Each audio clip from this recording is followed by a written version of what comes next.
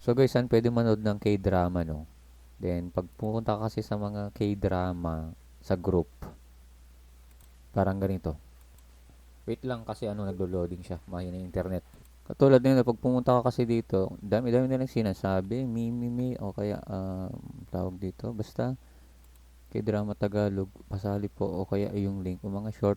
Tapos, meron naman silang nilalagay lahat. Wait lang. Yung parang ganito, doon na 23 Tagalog completed. Oh, di ba? Nandito yung full link. Try natin na episode. Legit naman, nasa baba naman eh. Andun no, dito makikita mo dito.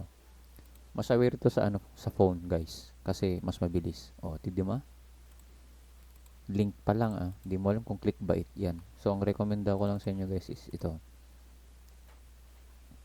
Si Hala Eme Moto. Para hindi kasi halata, ginawang Eme lang kasi to. Pa-follow na rin and then andito siya. Tulad nito, inaabangan na naman. Dito siya mag-upload, next upload, isang college. Click mo lang for more details yan. Tulad nito, kompleto yan guys.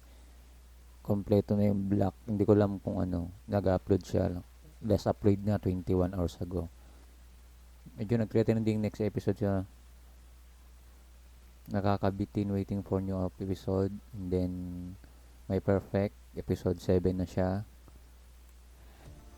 Tagalog ata to o English. Tama, Tagalog nga. Boses pa lang. And then black.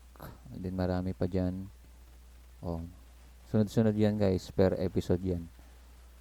Mamili ka na lang. Uploading. Mga ganun. Nag-update rin siya. So, yun lang. Ito yung link niya.